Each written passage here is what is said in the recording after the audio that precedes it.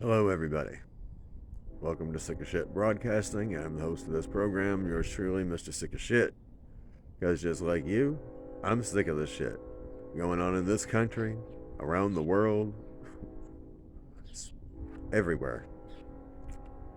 And it just gets worse every day, more every day. This is disturbing. So sit down, get a grip on yourself. Insects, mammals, fish, and birds all over the world are being affected by something. They're flying, walking, swimming around in circles. Doesn't seem to be a logical explanation when it's looked at right at the moment. In recent years, the flight aviators, like air traffic controllers and what have you, they had to change True North because something in the magnetosphere, or so we thought, and it likely is, that's being affected. Something was causing the ships and planes to not be able to navigate properly. They couldn't figure out how to get where they were going. The compasses were just not working right because True North was offset by something.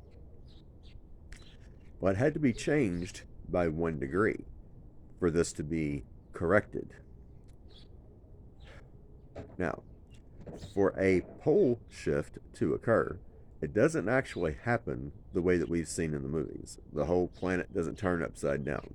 It only takes a 3 to 4 degree tilt of the planet's axis in the wrong direction to cause an ice age. And same thing, 3 to 4, I'm assuming would be 3 to 4 degrees, in the opposite direction to fry the entire planet, or bake it, whatever you want to call it. Either way, neither one is good.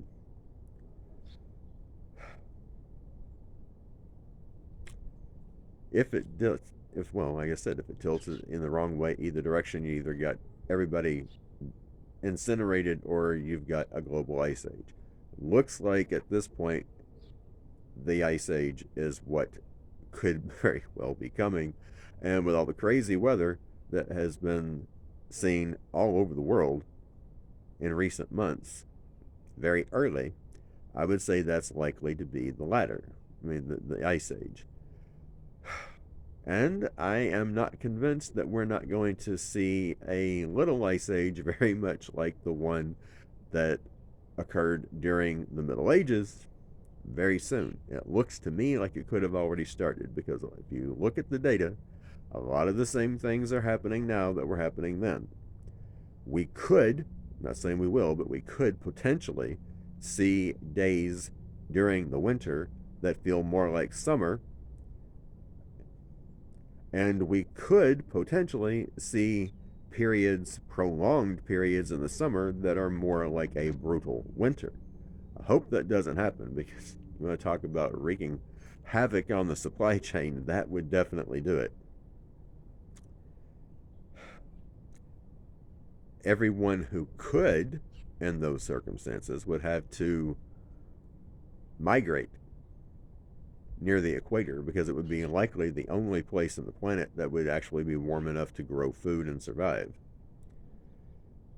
Now, it is believed scientifically that once something like this begins happening to animals, that it's only a matter of time before it begins also happening to people.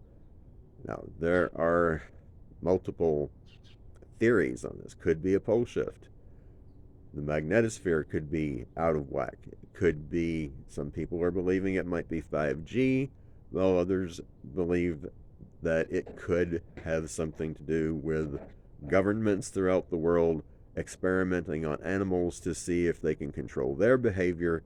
Then they might be able to actually control the behavior of the people.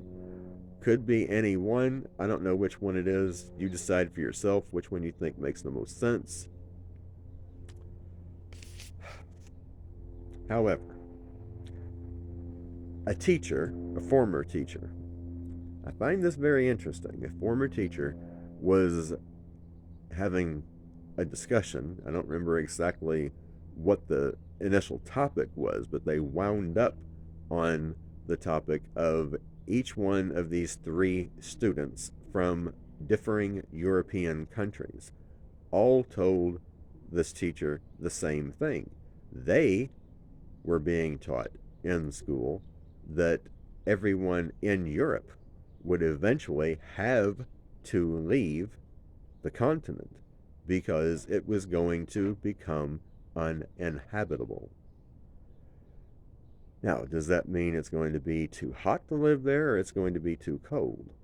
It's hard to say, but it's sounding, from what I'm hearing with reference to this animal, insect, and fish behavior, well, sounding like it could very well be a pole shift. But we'll have to wait and see what happens. At any rate, none of this sounds good. Till next time, Mr. Sick of Shit, signing out.